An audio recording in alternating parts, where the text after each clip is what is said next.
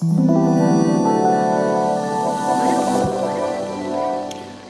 everyone, welcome to another episode of How to Get Good at Piano Without Really Trying.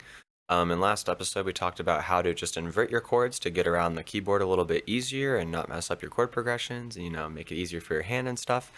And today we're going to go into a little bit more detail on inversions and how to actually use them to play scales and how to bring the melody of the song, the vocal part or the melodic part, to life in the song. It just really helps make your song sound a lot more like your songs. If you're just playing the chords to a song, sometimes because a lot of songs share chords, somebody could be like, is that song? And you're like, no, it's this song. And so this is just like a surefire way to get your point across and make sure that, the melody is on top. So anyway, let's take a look. All right, so in the last video, we talked about how you can take a C chord and then you invert it up and invert it up again, and then you get back to C on top. Let's assume we're in the key of C. So 1, 2, 3, 4, 5, 6, 7, 1. The first chord is C, so we're going to use that as the primary chord, the 1 chord. So 1. Then all that you do is you take the 2 chord as well, so the D minor chord in this instance, and we invert that up as well. And if you stack those chords in order,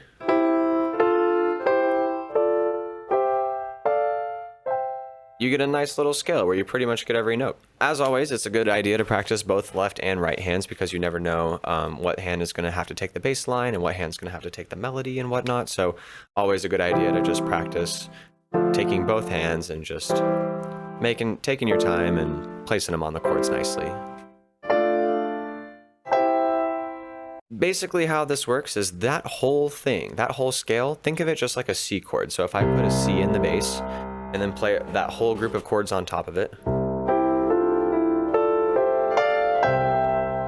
you don't really hear the D minor chords as D minor chords. You just hear them mostly as passing chords that get you from one C to another. So we have tension, release, tension, release, tension, release. Now this technique is not limited to only major chords. If I wanted to do a minor chord, I could just take my D, put that in the bass, start on a D chord, and that chord becomes the release, and the C chord becomes the tension. So you can really be the boss of what your chords sound like with this technique. How you can think about it is if it's a C chord, if it's a major chord, you do the 1 and 2 chord. And let's say that I start on the A minor chord. So if I'm an A, so that'll be the 6 chord, and the 5 chord will be the chords you harmonize with. So I'm going to keep A minor. If I'm in the key of D minor, I'll do a D chord. So it's either going to be the 1 and the 2, or the 6 and the 5, depending on whether you want to be a major or a minor chord. Now, if you're paying really close attention, you may have noticed that chord scale is missing a note. So if I put the chords in the order of the scale, so C, D minor, C, D minor, C, D minor, and C, you notice we're missing this B note right here. So what I like to do is just harmonize it with a G chord, and then end up on the C. So the whole scale would look like this: C, D minor, C, D minor, C, D minor, G, C. So if you want every note, just add that G chord in and it works just fine. Okay, so this might not be the most exciting example, but I don't exactly have come back from a lawsuit money. So we're going to just stick with Mary Had a Little Lamb for this. So here's the kind of bass melody and harmonization of the song that we're going to use in this example. We're going to start on C, go to G, back to C, C again, and then G, back to C. So if we wanted to stack chords behind every single one of these notes, we could do so thusly. The first note is E, so we're going to start on a C chord in this inversion, in second inversion.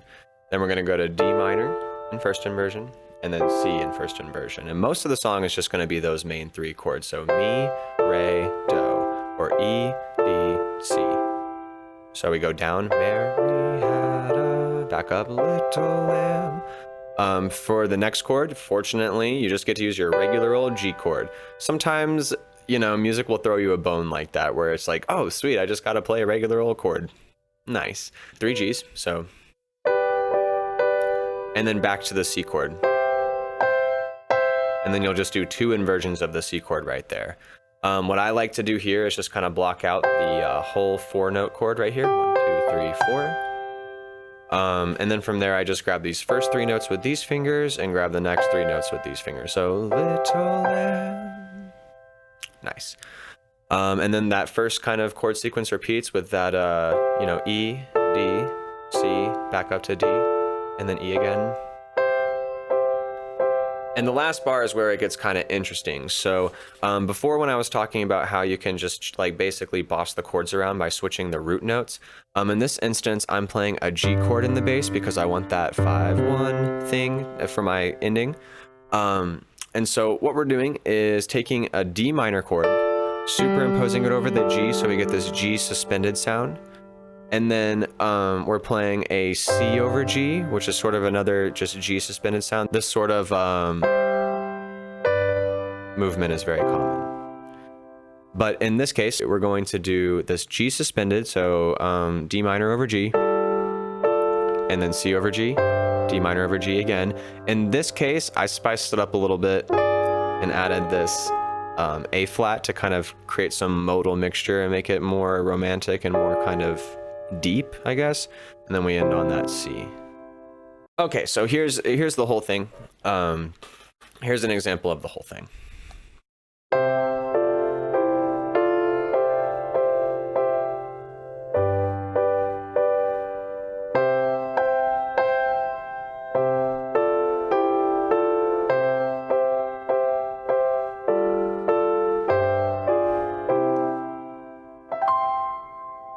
Cute.